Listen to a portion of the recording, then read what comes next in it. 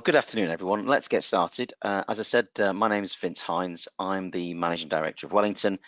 This is our 18-minute webinar, nice and short, nice and quick, answering the question, what project managers need to know? First of all, just a quick intro on who we are. Wellington, we're a project management consultancy based here in the UK in Windsor, also in Ireland and Spain. And we are an APM accredited training provider, as well as being a Microsoft Gold partner, uniquely with the only organization that has both those badges. In addition to those, we're also a P3M3 maturity assessment Axos consulting partner. And one of the things that we do every year is we run an annual piece of research called the State of Project Management. And we ask lots of practitioners like yourselves, lots of questions about the state of project management in their organizations. One of the questions we've been asking every single year is, what challenges do you face? And number one and number two in the answers have been the same every year. Doing too many projects, that might sound familiar, and poorly trained project managers. They seem to swap places on a regular basis, but always the top two, poorly trained project managers.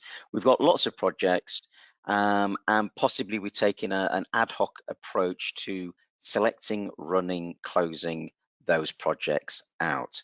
And of course, we can lean on best practice. The APM, the chartered body for project management here in the UK, has defined lots of guidance on running projects, programs and portfolios. We're interested in projects and project management today. So another one that I always like to highlight as well is poorly trained project sponsors. For some organizations, we've got great project managers, but we may not have even invested time and effort into training our project sponsors as well. These things are critical to organizations, critical to achieving organizational strategy, and it makes sense, therefore, for our projects to be run by people who have been trained in how to run them, after all. Why is it that projects fail? Lots of reasons. Hopefully none of these resonate with you. Hopefully in your organization, it all goes really, really well. The number one reason why projects fail is scope creep or lack of scope definition. What is it that we're actually trying to undertake? Linking with that, poor planning and estimating. We've assumed we can do it quite quickly. We've assumed we can do it for so much money. Turns out not to be the case. Ineffective project teams, and so on. So what I wanted to do today was focus on a few of these items, give some top practical tips on, from a project manager's perspective, what are the things that we can do to improve our situation? How do we develop our competencies? What are the critical items that we should develop? Of course, we can always add to this list. You may have your own list. You may have other thoughts as well. We've got 18 minutes, so let's get cracking with a few hot topic items. The first thing that's worth doing is talk to people who are very good project managers. One of the joys of my role is in the past, not this year, this photo is from this year, but not this year, but in previous years, have been a judge for the APM and APM Project Manager of the Year. So I've had an opportunity to interview, to meet lots of great project managers. And the one pearl of wisdom, the one thing they all say when you ask them, what is your top tip for being a great project manager? You'd think maybe they talk about scheduling, scope, change, cost management, risk. These are all good topics, of course. The one thing they all say is it's about having an effective team. It's people that deliver projects. If I get a group of people bought in, working together to achieve that common goal, it's going to be a positive experience. Of course, we can have challenges, but it's going to much more increase our chances of success than anything else. So that seems to be a great place to start. How do we have an effective team? Got an example here. I'm going to put my virtual laser pointer on. Hopefully you can see that. We've got two scenarios really of here with the scope of work. On the left-hand side, we've got the scope of work, and we can see that we've got a team member here that's doing a big piece of that work. That's pretty good. Another team member's taking on another large scope of the work and undertaking that quite nicely. Another team member, oh dear, we've got some miscommunication. We seem to have two people attempting to do some of the same work. We've got another team member here who's doing some good work, but some stuff that's out of scope. We've not clarified what they should be doing, and I've no idea what Bob's doing. He's off on his own, doing his own thing, no use to anyone. And of course, there's gaps as well. There's gaps between these team members. The scope of work isn't being fully covered off. What we want is a performing team, and that performing team ensures they complete all the work within the scope, and there's clear lines of handover between them as well. So that sounds like a good idea. Let's have an effective team. And you may be familiar with the Tuckman team development stages. It's a bit cheesy, but forming, storming, norming, performing, we want to have a performing team. Lots of projects are undertaken by people, by project teams who possibly aren't a performing team. And it's worth the project manager regularly asking the question, have I got a performing team? Are we working well together to achieve this common goal, this common ambition? Some of the practical things, I always want to keep this very practical, some of the practical things we can do to drive towards having a performing team is establish some good structure, some consistency, and the nicest possible way, some structure and some discipline. We're going to have regular timely team meetings where we review what we've done and set the agenda for the next week, the next 2 weeks. This is the work that we need to undertake next. We've got clear communication between team members. We're clear about what the scope of work is, and more importantly, who's doing what. Every task on our project has to have an owner and has to have a deadline. Make sure we're clear about giving updates on progress, how we're doing with each of these tasks. And a good project manager doesn't just know where they are, they know where they are compared to where they should be. Where are we on the project? Where should we be by now, according to our original plan? And of course, for our team members, they need to know who else is on the team. What's everyone's role? How do I, if I've got a problem, who do I escalate that to? Clarity on these fundamentals increase our chances of success and increase our chances of having an effective team. So what about other items? We've got a great team. Hopefully that team has got a clear understanding of what's in scope. As I've mentioned already, the number one reason why projects fail, lack of scope understanding or scope creep. So at the beginning in that planning phase, it's critical. As much as we can, we define what is in and out of scope. And that might be documented in use the APM term, a PMP, use the Prince2 term, PID, project management plan or project initiation document. Call it what you like, I don't really care, but a detailed scoping document that outlines this is what we're going to do to achieve the benefits we're looking to attain. So clarity on the scope really helps the project team because if we send that round to all our senior stakeholders, they all sign up to it, it is going to reduce the amount of change within the project because people have had an opportunity to sign up to what it is we're going to do. They've got more confidence in that project if they've got an opportunity to review the scoping documents and say, yep, that's aligned with my expectations. Of course, change is inevitable. People are going to change their mind. The situation is going to change. External influence on the organization or from the organization to the project will happen. So establishing a good change control process is important as well. Of course, if you've got a very small change, you probably roll with it. That's fine. It's still within the tolerance of time, cost, and quality that we've agreed. But if something's particularly going to push beyond those agreed tolerances, it really is important that we understand what that change is, the scale of that change, the impact of that change, so we make an informed decision about approving or rejecting that change. So it's not for the project manager to make that decision. Of course, you as a project manager, you may well have a view on it.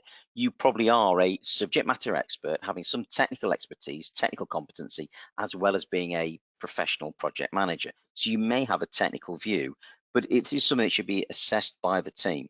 And quite often it's a senior stakeholder who's asking for the change. And it's quite difficult to say no. It's my boss who's asking for the change. Awkward if I say no. So, so rather than being put in that position of saying yes or no, what we should be doing, as per this text here, say, oh, thanks very much for that suggested change. Let's assess the impact of that propose change, and we'll come back to you and let you know the consequences. So you as a project manager with your project team can look at, if we do make this, do this differently, what's the cost, what's the impact, what's the benefit, how does it impact post-project operation as well. So really important, let's nail the scope and let's ensure we have good change control. Next topic area, planning. A fundamental of project management, I see a lot of project managers who actually aren't that great at planning. There's a tendency for people to write to-do lists. You know, we're going to run this project. These are the tasks. Right, I'm going to start writing a to-do list. We've got to do this, then this, then this. And those to-do items might be quite accurate when we look further into the next few weeks of the project. But as we go further into the project, they tend to become more and more vague. So we want to build a structured plan. And I often recommend using post-it notes initially, building a high-level plan, get your arms around it, understand the roadmap of this project. What's our start point? What's our end point? What's the journey we're going to go through to get from A to B? We can then build a detailed plan based on that high-level initial plan. So let's not go into the details straight away. Let's build that high-level plan. We should, of course, be doing this with our team, using their subject matter expertise, using their experience, and putting together a plan. Is that plan going to be perfect? Of course not. It's based on some assumptions, it's based on what we know, but that becomes our baseline against which we can monitor our progress, as I mentioned earlier on. Got to make sure the plan isn't just yours, the team, the project manager's plan, it's my plan. It's the team's plan, and everyone's got to be bought into it. If our team aren't bought into it, it's a rubbish plan.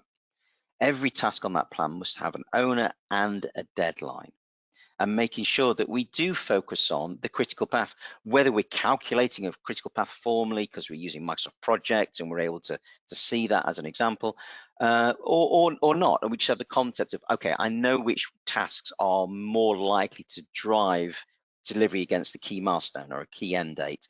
Let's focus on those critical activities through the project. And aligned with planning as well is estimating. Ooh, people tend to really underestimate. A lot of team members tend to underestimate. Why are they doing that? Are they trying to ruin your project?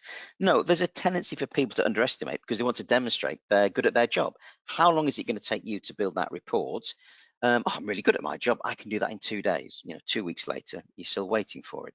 So what we can do is break that estimating question, that conversation down into 2 very separate questions. The first being, once we agree with a team member what the scope of work is for that task, we've got common understanding of that, we can ask the question, how many work hours do you think this is going to take?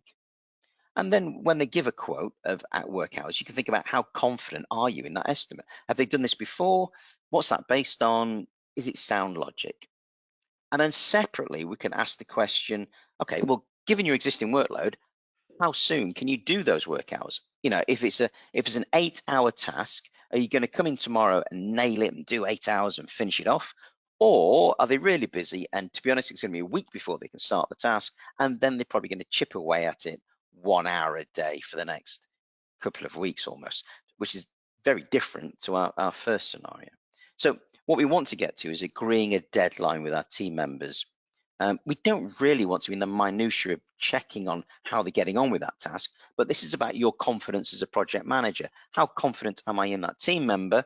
If I'm not so confident, I'm going to stay closer to that task, see how we're progressing, not just wait for the good or bad news at the end with the agreed deadline.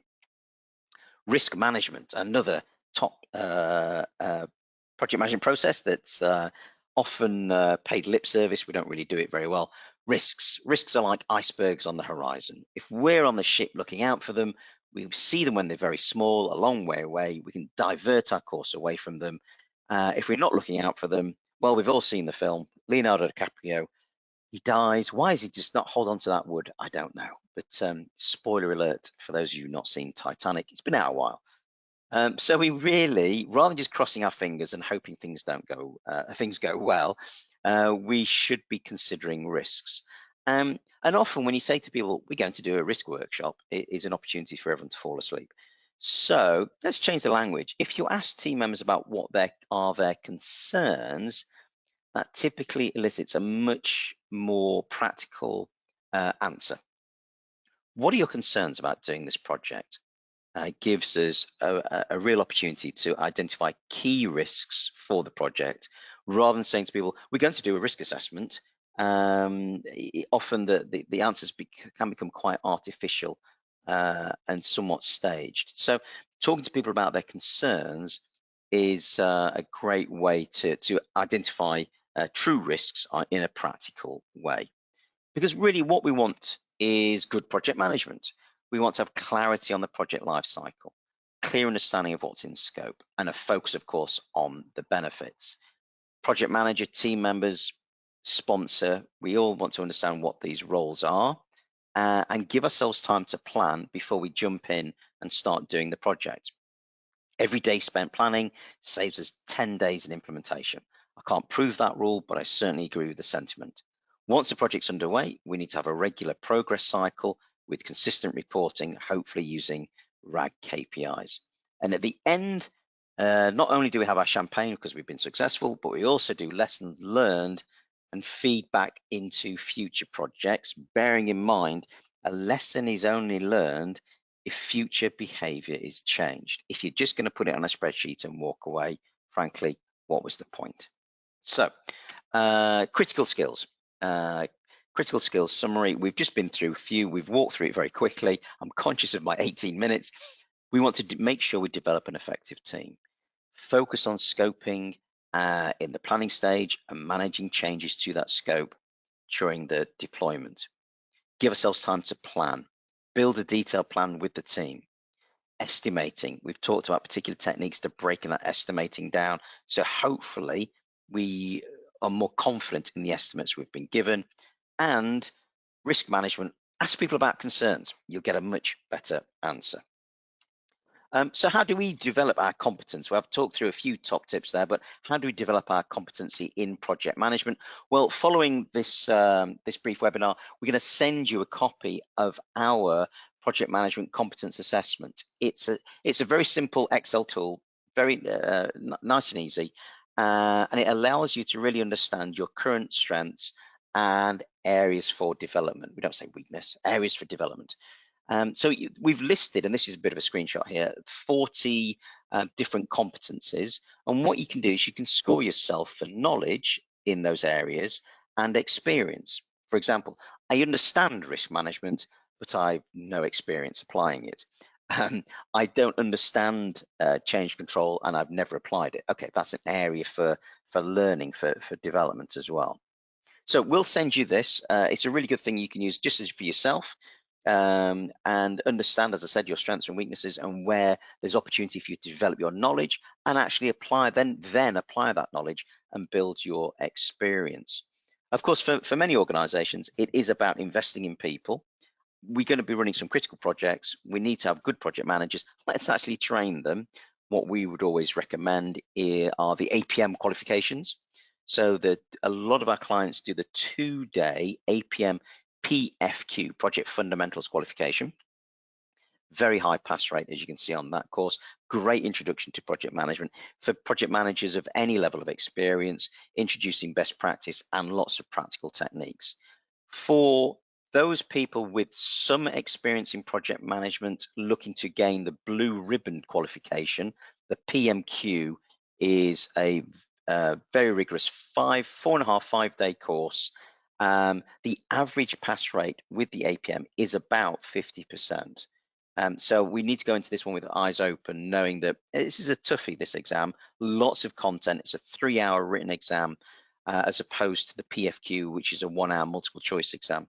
Our pass rate is much better than average, but we would always recommend people with gain some project management experience before tackling PMQ.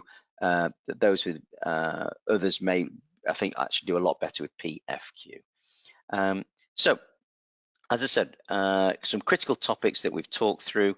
My 18 minutes is definitely up, and some recommended courses to if organizations are looking to invest in their people.